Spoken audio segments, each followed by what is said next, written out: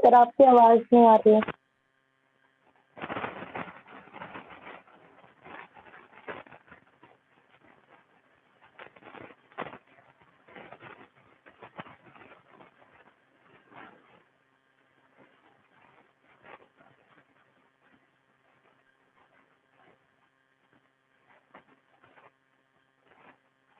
Sir आपकी voice नहीं आ रही। Yes sir.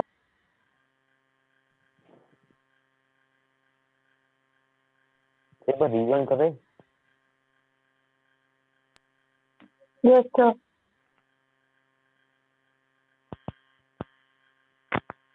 माइक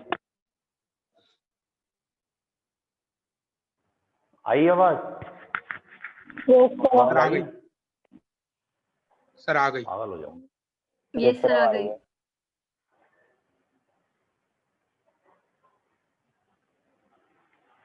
आवाज हाँ आ तो मुझे तो दिख रही है यार, यहाँ से आवाज जाती है।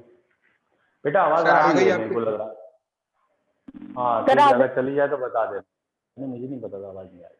ओके, तो कॉपी में पहली हेडिंग आप लिखेंगे बच्चों। हेडिंग का पहली हेडिंग का नाम हो गया दैट इज इलेक्ट्रोलाइट। इलेक्ट्रोलाइट का पहला पॉइंट लिख लीजिए, substance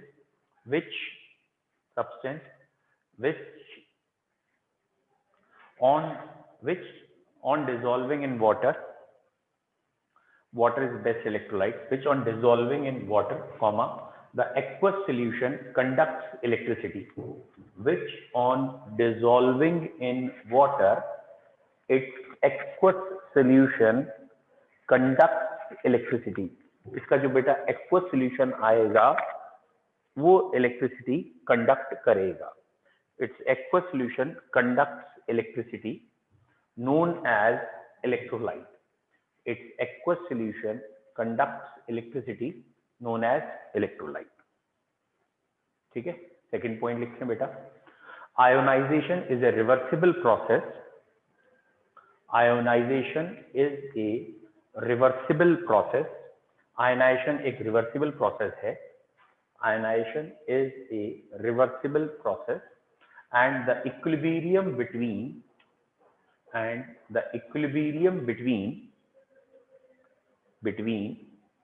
undissociated electrolyte and the equilibrium between undissociated electrolyte and its ion and the equilibrium between undissociated electrolyte and its ion, इनके बीच का जो इक्विलिब्रियम है is known as ionic equilibrium, and the equilibrium between undissociated electrolyte and its ion is known as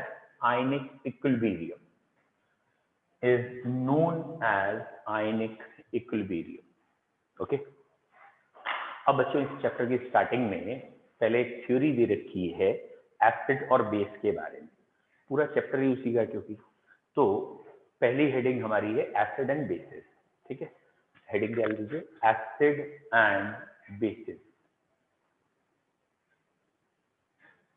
acid and bases बच्चों, acid किसे कहते हैं usually आप जानते ही हैं, जो एक्वस सॉल्यूशन में एच आयन देते हैं वो एसिड देते हैं और बेस ओ एच आयन देते हैं। ठीक है, तो एसिड एंड बेस के लिए तीन थ्योरीज हैं, जिसमें पहली थ्योरी का नाम है, जो आप बोल भी रहे हैं, Arrhenius theory. Arrhenius theory is the first theory या most basic. Ionic equilibrium chapter इन्होंने स्टार्ट किया था, इन्होंने थ्योरी ऑफ आयनाइजेशन दी थी, जो कहीं से कहीं तक अब इम्पोर्टेंट नहीं है। ठीक है, what is Arrhenius theory? Arrhenius theory में क्या कहा गया है, एसिड क्या है, बेस क्या है? तो अरेनियस ने पहला वर्ड लिया वाटर, पानी के अंदर। ठीक है, तो वाटर कांस्टेंट हो गया, हमेशा वाटर लेना ही लेना है। वाटर के अंदर जो भी चीजें एच आयन देंगे, हाइड्रोजन आयन देंगे, वो क्या कहलाएंगे, एसिड। और जो पानी के अंदर डिसॉल्व होने के बाद क्या दे, ओ एच आयन, वो क्या कहलाएंगे, बेस। तो अरेनियस थ्योरी में बेसिकली एसिड कहने का मतलब है एच आयन डोनर और बेस कहने का मतलब है ओ एच आयन डोनर। सबसे सिंपलेस्ट और सबसे बेसिक थ्योरी ये थी, और इसमें ये कहा है मीडियम इज ऑलवेज वाटर। ठीक है, अब कौन सा एसिड स्ट्रॉन्ग है, कौन सा वीक? तो जो एचाइन ज्यादा देगा वो स्ट्रॉन्ग, और जो एचाइन कम देगा वो वीक। ऐसे बेस जो एचाइन ज्यादा, वो एचाइन ज्यादा देगा स्ट्रॉन्ग, और जो कम देगा वीक। तो अरीनियस ने बेसिकली दो ही पॉइंट बताए थे, एक तो वाटर में एचाइन और ओ एचाइन वाले एसिड एंड बेस रिस्पेक्टिवली हैं, और दूसरा स्ट्रॉन्ग और वीक भी वर्ड था, जो ज्यादा टूटते हैं, जिनका अल्फा ज्यादा है। अल्फा मतलब डिग्री ऑफ डिसोसिएशन, कितना आयनाइज हुआ।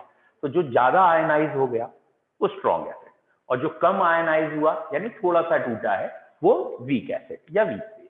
दोनों वर्ड क्लियर है, ठीक है। तो अरीनियस थ्योरी में कोई doubt?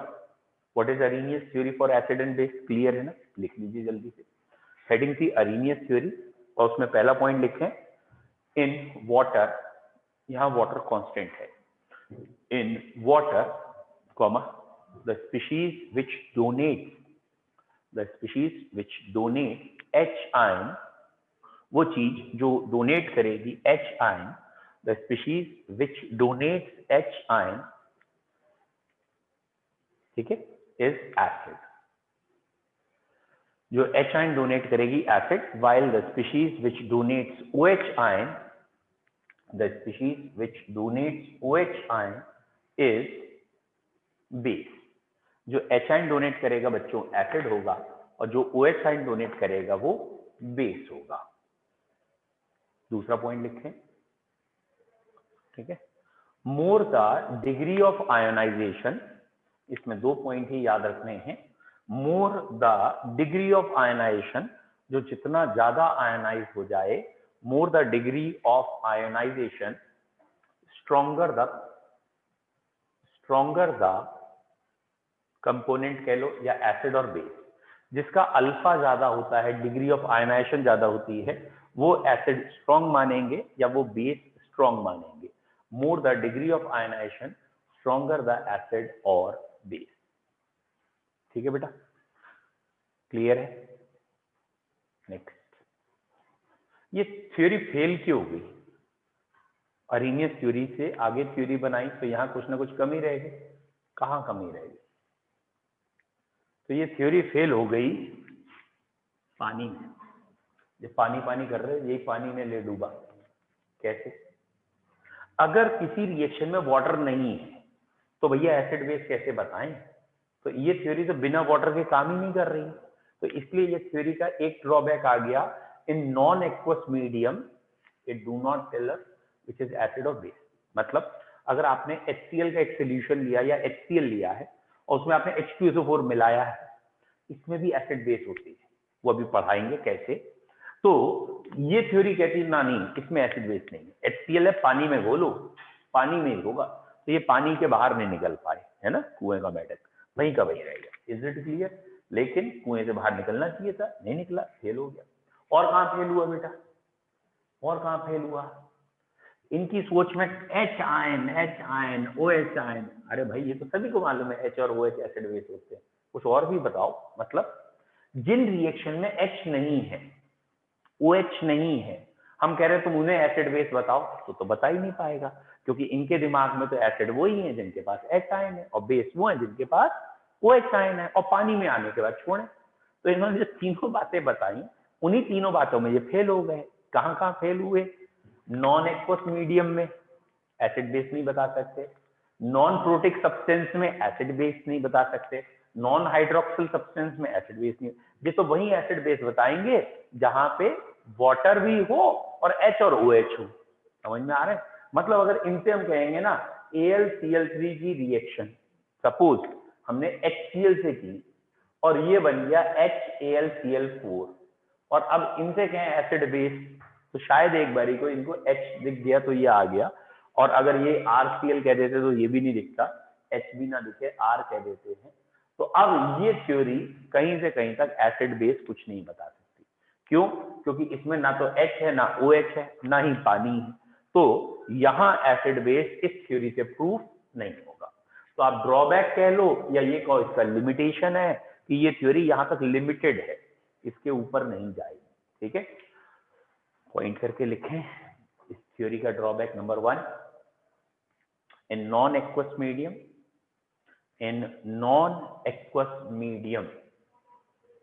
and and the end aprotic substance, aprotic समझते हो ना, एप्रोटिक जिसमें प्रोटॉन ना हो, इन non aqueous medium aprotic substance, non aqueous medium aprotic substance, ठीक है, इट डू नॉट प्रूव, ठीक है बेटा, non aqueous medium aprotic substance, it do not prove acid और बेस। नॉन एक्वस मीडियम में एप्रोटिक सब्सटेंस के लिए ये एसिड बेस नहीं बताएगा, ठीक है। एप्रोटिक का मतलब समझ में आ गया ना, जिसमें प्रोटॉन नहीं है, ऐसे जिसमें OH नहीं है वो भी कह सकते थे, तो ज्यादा बुराइयां ठीक नहीं है, क्योंकि ये फादर ऑफ दिस चैप्टर माना जाता है, तो ठीक है, थोड़ी बहुत बुराइयां काफी हैं। अरेनियस थ्योरी क्लियर है, ठीक है। इसके बाद दूसरे साइंटिस्ट है BL साहब, ठीक है, ये BL एग्रो वाला नहीं है, हाँ बाद में कहो हमारे बरेली का ही है, ब्रॉन्स्टेड एंड लॉरी है इसका नाम, ठीक है। तो दूसरी थ्योरी दी BL साहब ने, ब्रॉन्स्टेड एंड लॉरी ने, क्या थ्योरी है बताओगे? ठीक है बेटा, ऑनलाइन वालों आप जो देख रहे हो ना, मैं ये हटा रहा हूँ, तो आप 1 2 जो भी है लिख लेना, तो वहीं से मैं देख लूंगा, ठीक है। तो ब्रॉन्स्टेड एंड लॉरी थ्योरी में क्या कहा गया था बच्चों? बेटा ब्रॉन्स्टेड एंड लॉरी थ्योरी ने ये कहा कि पहली बात तो मीडियम कोई भी हो, वाटर की जरूरत नहीं है। मतलब ब्रॉन्स्टेड एंड लॉरी क्या कह रहा है, दो चीजें रिएक्ट कर रही हैं, हम एक को एसिड कहेंगे, एक को बेस कहेंगे, ठीक है। ये दो चीजों में एसिड कौन होगा? उसने कहा जो प्रोटॉन डोनेट करेगा, प्रोटॉन डोनर, ठीक है, बात तो वही है ना, एचाइन छोड़ने वाला, है ना, बात तो वही है। अच्छा, अगर एक ने एचाइन छोड़ा है तो दूसरा एचाइन लेगा भाई, अगर दो चीजें रिएक्ट कर रही हैं, एक से एचाइन निकल के दूसरे में तो एचाइन जाएगा, तो उसने कहा जो एचाइन छोड़ेगा वो एसिड है, और वो जो एचाइन एक्सेप्ट करेगा, जिसे इन्होंने शब्दों में प्रोटॉन कहा है, प्रोटॉन एक्सेप्टर जो होगा वो बेस होगा। तो ब्रॉन्स्टेड एंड लॉरी थ्योरी को थोड़ा इवॉल्व माना जाता है, क्योंकि ये चीजों को एसिड और बेस थोड़ा ब्रॉडली बता रहे हैं। ब्रॉडली कहने का मतलब ये रिएक्शन है, मतलब एसिटिक एसिड, इसका नाम एसिटिक एसिड है, लेकिन ध्यान रखना हम जितनी भी जनरल बातें करेंगे आपसे वो अर्हीनियस की बातें हैं, जितनी भी जनरल बातें हैं। मैंने इसका नाम एसिटिक एसिड कहा, तो इसे एसिड ही कहते हैं। ये एसिड क्यों है? क्योंकि ये पानी में एसाइन देता है, तो जनरलाइज तो अर्हीनियस ही है, ठीक है। लेकिन उसका इम्प्रोवाइजेशन किया कि जनरल से हटके क्या है, तो एसिटिक एसिड की रिएक्शन सपोज मैंने HCl से करा दी, ठीक है, एक बीकर में एसिटिक एसिड था, HCl डाल दिया। जब हमने इसमें HCl डाला तो ये देखा ये चेंज हो गया CH3COOH2 positive and Cl negative में। मतलब HCl अपना H छोड़ देता है, जैसे HCl पानी में H छोड़ता है, वैसे ही एसिटिक एसिड में जब डालते हैं तो HCl H छोड़ देता है, और अगर HCl ने H छोड़ दिया है तो वो HCl एसिड कहलाएगा। इस समय, इस मौसम में, इस मीडियम में ये एसिड कहलाएगा। और यहां इसने क्या किया है? एचाइन लिया है। जब तुमने एचाइन छोड़ा तो हमने एचाइन लिया, तो ये एचाइन ले रहा है, तो ये क्या कहलाएगा? बेस कहलाएगा। तो ब्रॉन्स्टेड एंड लॉरी भाग क्या कह रहे हैं? एक एसिड है और दूसरा बेस, ठीक है। जो एचाइन छोड़ रहा है, क्योंकि यहाँ वाटर नहीं है, वाटर नहीं है यहाँ, तो दो चीजें रिएक्ट कर रही हैं, जो भी उसमें से एचाइन छोड़ेगा वो एसिड हो जाएगा, और जो एचाइन लेगा वो बेस। और बच्चों एसिड के लिए ये कहा गया है कि अगर इसने एचाइन छोड़ा, बेटा जरा ध्यान से देख लेना एक बारी, इसने एचाइन छोड़ा, इधर रिएक्शन चली गई है ना, आयंस दिख गए, ये जुड़ के फिर इधर आएंगे, यानी ये प्रोसेस तो रिवर्सिबल होगा। अब जरा ध्यान से देखना, जब ये पीछे आएगा तो ये एचाइन ले रहा होगा, अब तो ये एचाइन ले रहा होगा और ये एचाइन छोड़ रहा होगा पीछे आते समय, तो अब ये क्या हो गया? बेस, और ये क्या हो गया? और यहां से एक वर्ड आया conjugate acid base pair. What is conjugate acid base pair? HCl और Cl नेगेटिव, ऐसे लिखेंगे इसे। ये एसिड है, ये इसका बेस है, और इनको आपस में क्या कह देंगे? कॉन्जुगेट, एक दूसरे के कॉम्प्लीमेंट्री कह लीजिए, तो ये कॉन्जुगेट एसिड बेस पेयर है। Is it clear? समझ में आया? जैसे आप बाजार में सपोज चप्पल खरीदने गए, समझ में आया, उसने एक पैर की आपको ट्राई करा दी, तो क्या जो ट्राई की वही लेके आ जाओगे? अबे दूसरी तो लाओगे ही लाओगे, वो उसका कॉन्जुगेट पार्टनर है, वो आएगा ही आएगा साथ में, नहीं तो सिर पे रख के घूमना। तो अब ये HCl है, तो इसका कॉन्जुगेट पार्टनर आएगा ही आएगा, ठीक है। एसिड को पहले लिखेंगे, बेस को बाद में, कॉन्जुगेट बेस। इसका एसिड बेस पेयर कौन है? दूसरे वाले का। तो पहले बोलोगे इसे CH3COOH2+, और बाद में बोलोगे CH3COOH। तो कॉन्जुगेट एसिड बेस पेयर में एक H आयन का अंतर होगा, पहला point.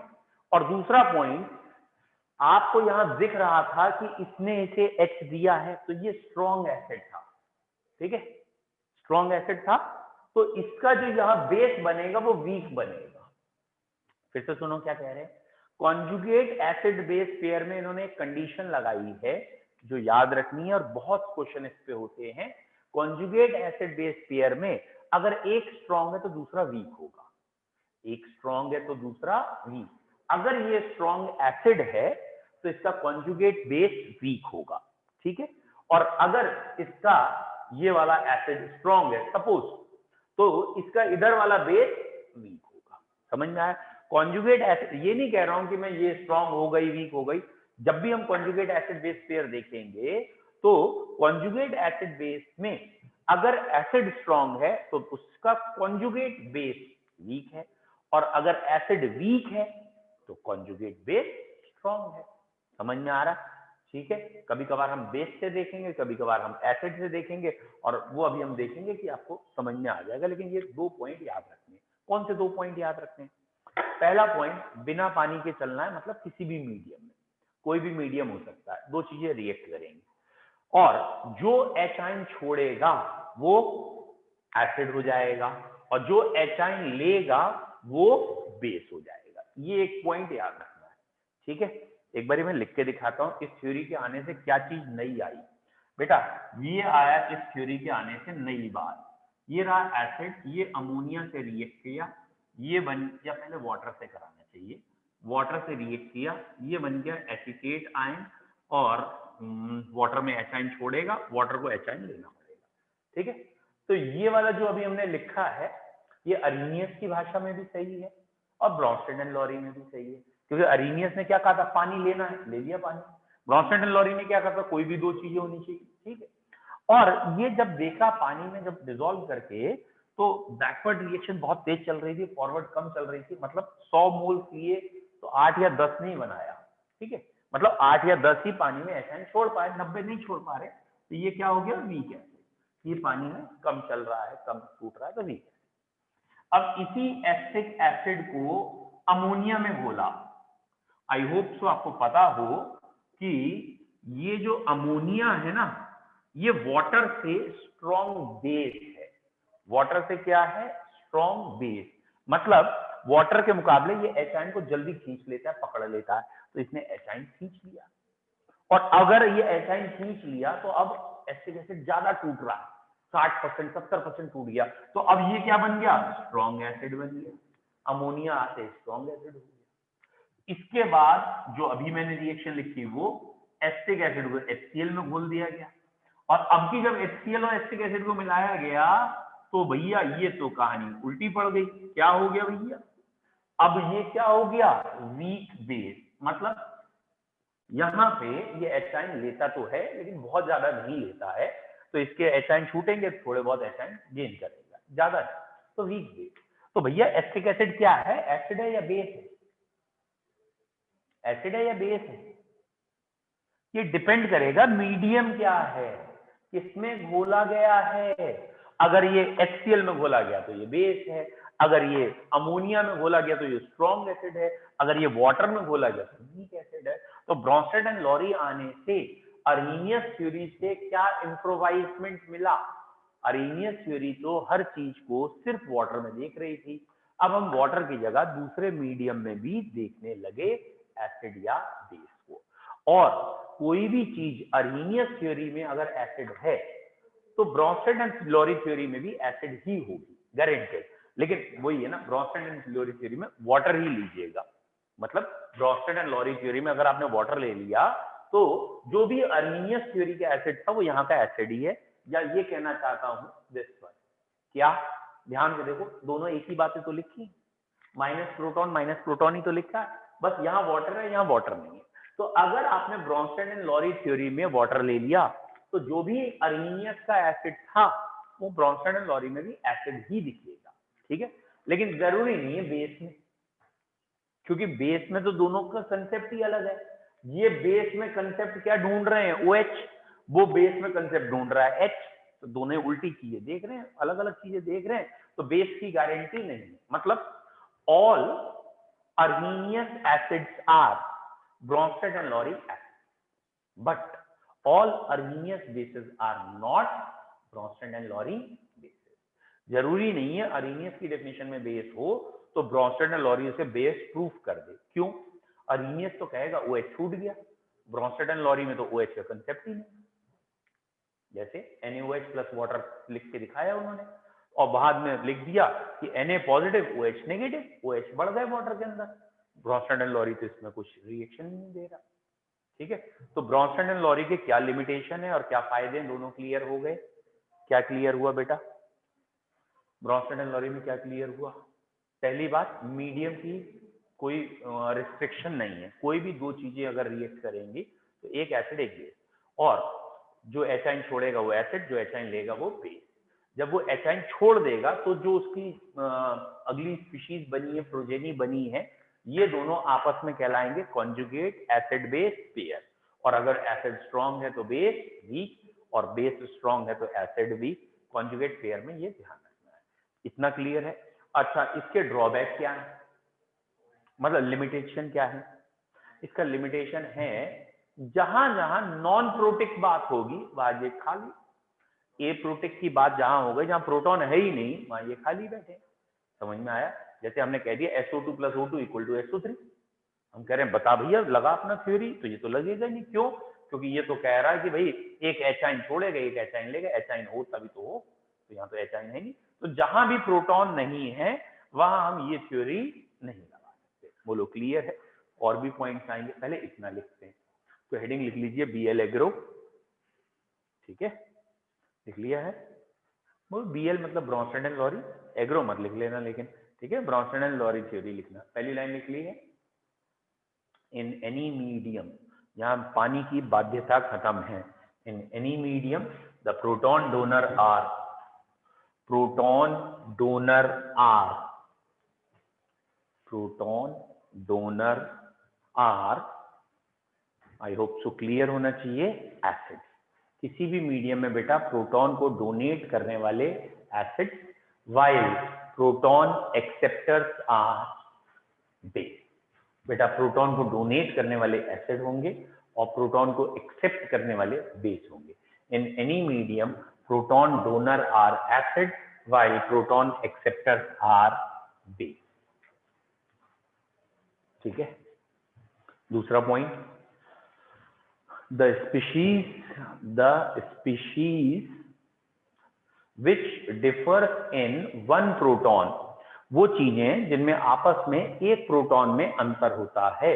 the species which differs in one proton, the species which differs in one proton या differs by one proton, जिसमें एक प्रोटॉन का बेटा अंतर है, are termed as क्या कहते हैं बेटा इन्हें? are termed as conjugate acid base pair। the species which differs by one proton are termed as conjugate acid base pair। the species which differs by one proton are termed as conjugate acid base pair। Note करके लिखिएगा, अगली line बहुत important है। if, या फिर पहले लिख लीजिए in conjugate acid base pair, conjugate acid base pair में, in conjugate acid base pair if acid is strong, if conjugate acid is strong, वैसे हमने शुरू में लिख ही दिया है कॉन्जुगेट एसिड बेस पेयर, तो if acid is strong then base must be weak। in conjugate acid base pair, if acid is strong then conjugate base must be weak and and थ्राइसी versa, vice versa नहीं सुना तो लिखो ना, फिर वो थ्राइसी वर्सा लिखे पड़ा, ठीक है। तो वाइसी वर्सा समझ में आता ही होगा, मालूम होगा, ठीक है, इसकी अंग्रेजी तो जानो ना। वाइसी वर्सा कहा हो, हाँ उल्टा पुल्टा एक समान, ठीक है। तो अगर बेस वीक है तो एसिड स्ट्रॉन्ग, एसिड वीक है तो बेस स्ट्रॉन्ग, इसका एप्लीकेशन हमें चाहिए होगा, ठीक है। और फायदा ये हो गया कि मीडियम की लिमिटेशन खत्म हो गई, कोई भी चीज एसिड बेस हो सकती है। ये 3 इक्वेशन मैंने लिखी हैं, ये तीनों आप लिख लें तो बेहतर है। और यहाँ पहले में एसिटिक एसिड वीक एसिड है और एसिड बेस पेयर आपको दिख रहे होंगे, और ये इसका एसिड बेस पेयर है, मैंने ऐसे करके दिखा दिया, ये इसका एसिड बेस पेयर है, ठीक है।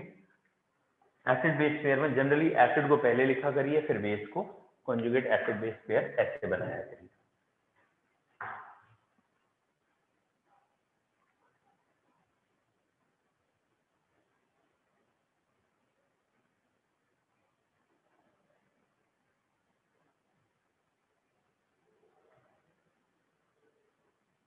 हाँ बेटा, उसका क्या हुआ जो कल कहा था आप लोगों से?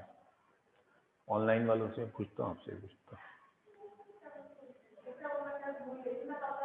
आज पूछ लेना। ऑनलाइन वाले 5 से 6 के लिए रेडी। ऑनलाइन वाले तो कहते हैं हम तो तुम्हारी सुनी गा रहे हैं, म्यूट करके तो तुम्हें बैठे हैं वैसे ही, हम तो खाली घर वाले दिखाए, क्लास लग रही है हमारी, हमें बताते क्लास है मेरी आवाज। मैथ्स की। सर रेडी है सर, सही है सर, 5 बजे वाला ठीक है। विजय भसीन इज रेडी, एक बच्चे ने रेडी भेजा, वेरी गुड, अच्छा बच्चा है। और कोई सर मैं रेडी नहीं हूँ।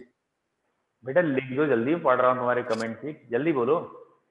5 to 6 के लिए यस सर, सात्विक रेडी, विजय रेडी, 2 रेडी हो गए, 2 वोट रेडी में आए। और very good, Vanshika ready, Shreya ready, Shreya not ready, एक तो रहेगा ही रहेगा कोई ना। और विदयी का आ गया है, वो 5 to 6 ही जाएंगी। इधर ये 2 तो तैयार है, एक तो श्रेया को समझाना है और एक अभिषी को समझाना है। 5:15 to 6:15 मैथ क्लास है, मानसी रेडी, वेरी गुड। ये मैथ वाले तुम्हारे को सही करना पड़े। कौन है बेटा? श्रेया बेटा, मैथ किससे पढ़ रहे हो आप? Sir Bansal sir. श्रेया बेटा, मैथ आप किससे पढ़ रहे हो? बंसल सर। कहीं बाद में ये ना कहे पापा पढ़ाते हैं। सर बेटा, मैं बंसल सर। आपकी आवाज नहीं आ रही मुझे। चलिए देखते हैं, मंडे तक टाइम करते हैं, तो फिर लगा बच्चों को अलग से टाइम देंगे और क्या, ठीक है। क्योंकि 5 to 6 बहुत बच्चे चाह रहे हैं, और 2-4 बच्चे तो इसीलिए 2:45 पे क्लास छोड़ के चले भी जाते हैं इस समय, क्योंकि उनका एडजस्ट नहीं हो रहा। चलो देखते हैं, स्लो एंड ग्रेजुअल। तो कॉन्जुगेट एसिड बेस पेयर की बात हो गई है। अरे बेटा बंसल सर को मैं समझा लूंगा, आप बेफिक्र रहो। आर के बंसल ना, वो बेफिक्र रहो, उनसे तो मैं, ठीक है, बंसल सर से बात हो जाएगी। चलिए नाउ रिटर्निंग बैक। अरे ठीक है यार, हाँ ठीक है, वेरी गुड। चलिए लौट के आइए। ब्रॉन्स्टन लॉरी एसिड बेस, बहुत इंपॉर्टेंट कॉन्सेप्ट। अब बेटा ये वाला कॉन्सेप्ट सुन लेना, ये कॉन्सेप्ट में आगे तक काम में आएगा, गलती भी बहुत होती है। बेटा पीरियोडिक टेबल में आपको याद है कौन सा कैरेक्टर लेफ्ट टू राइट बढ़ रहा था, कौन सा टॉप टू बॉटम, याद है? भूल गए होंगे, मैं आपको याद दिलाता हूँ। आपने वहां पढ़ा है जैसे साइज, तो टॉप टू बॉटम साइज बढ़ा था, लेफ्ट टू राइट, याद आया? फिर हमने ऐसे ही नेक्स्ट कैरेक्टर पढ़ा, ionisation potential, top to bottom कम हो रही है, लेफ्ट टू राइट बढ़ रही है। Electron gain enthalpy, top to bottom कम हो रही है, लेफ्ट टू राइट बढ़ रही है। इलेक्ट्रोनेगेटिविटी, टॉप टू बॉटम कम, लेफ्ट टू राइट बढ़ रही है। Metallic character, top to bottom बढ़ता है। इलेक्ट्रोपॉजिटिव, टॉप टू बॉटम बढ़ता है, तो लेफ्ट टू राइट कम। या reducing property, top to bottom बढ़ती है तो लेफ्ट टू राइट कम। कोई प्रॉपर्टी ऐसी याद है जो दोनों जगह बढ़ती हो, टॉप टू बॉटम भी, लेफ्ट टू राइट भी? कोई प्रॉपर्टी आपको ऐसी याद है पीरियोडिक टेबल की जो दोनों जगह बढ़ती है? एटॉमिक नंबर मत बोल देना, एटॉमिक साइज, एटॉमिक वेट मत बोल देना, वो प्रॉपर्टीज में नहीं लेते, एटॉमिक नंबर ऑफ वेट, ठीक है। पीरियोडिक प्रॉपर्टीज मतलब which repeats after a definite interval of time, जिसमें कोई रिजेंबलिंग दिखे, तो number is not a periodic property. और कुछ बोलो, नहीं याद किया? और कॉपी में लिखा हुआ है, हमारी कॉपी में लिखा हुआ, मतलब मैं पीरियोडिक टेबल में पढ़ाता हूँ मोस्टली। बाई चांस नहीं लिखा तो आप लिख लेना, ऐसा ना हो ना कल लेके आ जाओ कॉपी, बोले दिखा कहाँ लिखा, नहीं देख देख देख कहाँ लिखा, ऐसा नहीं होना चाहिए। तो बेटा एक कैरेक्टर है acidic character of hydride. Acidic character of hydride period में भी बढ़ता है और ग्रुप में भी। मतलब क्या है, ये है मीथेन, मीथेन के बाद अमोनिया, वाटर, HF। ध्यान से नोटिस करिएगा, carbon, nitrogen, oxygen, fluorine, left to right. ठीक है, ये लिखा मैंने HF, HCl, HBr, HI। फिर से ध्यान से देखिए, फ्लोरीन, क्लोरीन, ब्रोमीन, आयोडीन एक ग्रुप में तो होगा। और बेटा इन दोनों में एसिडिक कैरेक्टर का ये ऑर्डर है, यहां भी और यहां भी। Is it clear? यानी मीथेन से ज्यादा एसिडिक HF है और HF से ज्यादा एसिडिक HI है। ये हो गया बेटा लेफ्ट टू राइट और ये हो गया बेटा टॉप टू बॉटम। और ये कैरेक्टर दोनों में बढ़ रहा है, लेफ्ट टू राइट में भी बढ़ रहा है और टॉप टू बॉटम। क्लियर है? मतलब हम यहाँ एसिड बेस डिस्कस कर रहे हैं, तो जो भी एसिड्स के बारे में वो यहीं पे आएगा। तो ये एसिड केमिस्ट्री में कहलाते हैं हाइड्रा एसिड। याद रखना, ये वाले एसिड क्या कहलाते हैं? Hydra acid. दो तरह के एसिड्स होते हैं, एक हाइड्रा एसिड कहलाते हैं, एक ऑक्सी एसिड कहलाते हैं। What are oxy acid? बच्चों ऑक्सी एसिड क्या होते हैं? ऑक्सी एसिड इन्हें कहते हैं, जैसे H2SO4 है, तो जिनमें ये लिंकेज दिख जाती है वो कहलाते हैं केमिस्ट्री में ऑक्सी एसिड। तो ये जो मैंने अभी आपको पॉइंट बोला है, ये हाइड्रा एसिड के लिए है, ऑक्सी एसिड के लिए नहीं है। It is termed as, it is for only applicable for hydra acid. Hydra acid का एसिडिक कैरेक्टर दोनों तरफ बढ़ेगा। कहां कहां बढ़ेगा बेटा? पीरियड में भी बढ़ेगा और ग्रुप में भी। याद रहेगा? लिखते हैं, हेडिंग करके लिखेंगे बेटा, हेडिंग करेंगे hydra acid. Obviously Bronsted and Lowry में फिट हो रहा है, इंपॉर्टेंट है इसलिए हाइड्रा एसिड। ठीक है, हाइड्रा एसिड डैश देके लिख लीजिए। It's acidic character increases both in, its acidic character increases both in acid and base. Its acidic character increases both in acid and base. हद हो गई, एसिड एंड बेस लिख भी रहे हो। अरे भैया acidic character acid and base में बढ़ेगा। It's acidic character increases both in, अरे भैया period and group of periodic table. पता नहीं क्या बोले, लिखना है हमें तो, और केमिस्ट्री का लगना चाहिए। एसिड एंड बेस केमिस्ट्री क्या है, लिख लेंगे हम। अरे सोच के सेंटेंस अपने दिमाग में फ्रेम करके बैठिए, क्या लिखने जा रहे हैं। भैया पहले समझाया जा रहा है फिर लिखाया जा रहा है, तो दिमाग में लिखने से पहले फ्रेम कर लो ना क्या है। अच्छा अगर कुछ भी लिखना होता, जो भी मर्जी आते, तो तुम खुद क्यों आए हो? नौकर भेज देते अपना पढ़ने के लिए, तुम्हारा नौकर आके पढ़ के चला जाता है नहीं? कम से कम लिख तो वही लेता है नहीं? जब खुद बैठ के लिख रहे हो तो सोच के तो लिखो। ठीक है, तो acidic character increases both in period and group of periodic table. ये तीन एग्जाम्पल टेप डालो।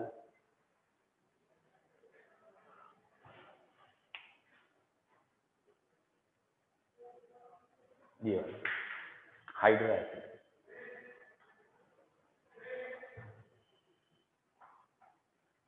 ठीक है। अब बच्चों होता क्या है ना, एग्जामिनर क्वेश्चन इसका ऐसे पूछ लेता है बेटा, यहां दे देगा वो CH3 नेगेटिव, यहाँ NH2 negative, OH negative, F negative, और कहेगा बताओ बेसिक का ऑर्डर क्या है। एसिड का तो आपको पता है ना, तो बेस का उल्टा होगा। अगर एसिड आपका HF स्ट्रॉन्ग है तो बेस कौन सा स्ट्रॉन्ग है? ये स्ट्रॉन्ग। तो वो क्वेश्चन इस भाषा में देता ही नहीं, तो इस भाषा में देता है तो कोरिलेट करके याद करना है, इनका एसिड ये है, एसिड का ऑर्डर ये है, तो बेस का ऑर्डर उल्टा होगा। और ये केमिस्ट्री में कई जगह हम लगाएंगे एसिड और बेस का, कि एक स्ट्रॉन्ग है तो दूसरा वीक होगा। ठीक है, श्रेया बेटा मैं आज बनकर करके आपकी बात कर लूंगा, ठीक है। और बाकी लोग भी जो बच्चे हैं कोशिश करिए, क्योंकि 5 to 6 में एक तो टाइमिंग हमें पूरा मिलेगा, क्योंकि मैं यहीं होऊंगा उस समय, 3 to 4, 4 to 5 बैच होगा, तो आपका बैच पहला होता है, थोड़ा सा लंच वंच टाइमिंग भी होता है, तो थोड़ा आगे पीछे हो जाता है ये, है ना। तो 5 to 6 आई होप सो ज़्यादा अच्छा जाएगा। फिर भी अच्छा हाँ बच्चों, दूसरा पॉइंट मैंने आपको बता रखा है, नहीं कल से नहीं बेटा, मंडे से होगा जो भी होगा। और सेकंड पॉइंट ये है, जिस जिस बच्चे के यहाँ कुछ भी एक्स्ट्रा आ रहा है, वॉट एवर द टॉपिक, आप कोचिंग आ सकते हैं। ऑफलाइन में भी मैम बैठे मिलेंगी या मैं मिलूंगा।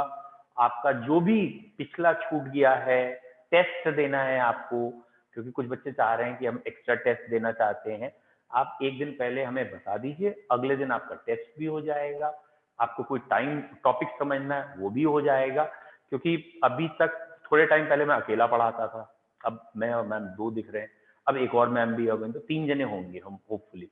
तो आपका काम हो जाएगा, आप जो टाइम स्लॉट मांगोगे होपफुली मिल जाएगा, ठीक है। तो हम केमिस्ट्री की टीम बना रहे हैं कि जिससे कि किसी भी बच्चे का एग्जामिनेशन पॉइंट ऑफ व्यू से कुछ भी ना छूटे, और सब एक लेवल के हैं। ऐसा नहीं है कि मैं नहीं हूँ, आपको उनसे हेल्प मिलेगी, वो नहीं है मुझसे हेल्प मिलेगी, क्लासेस भी मिलके पढ़ाएंगे, ठीक है। तो जिस जिस बच्चे के यहाँ या जिस जिस बच्चे को लगता है हमें टेस्ट देना है, एक्स्ट्रा कुछ पढ़ना है, तो थोड़ा सा आप अपने पे रिस्पॉन्सिबिलिटी लीजिए। और नहीं तो अभी हम कोशिश यही कर रहे हैं कि एक एक बच्चे को हम अलग से टेस्ट पेपर देंगे, आपके घरों पे देंगे, आप भेजेंगे, चेक करेंगे, फिर आपकी जो प्रॉब्लम्स होगी वो भी बताएंगे, ठीक है। हम कोशिश कर रहे हैं, ठीक है। थोड़ा आप इनिशिएटिव लो, इजी हो जाएगा। Bye bye. सर नमस्ते।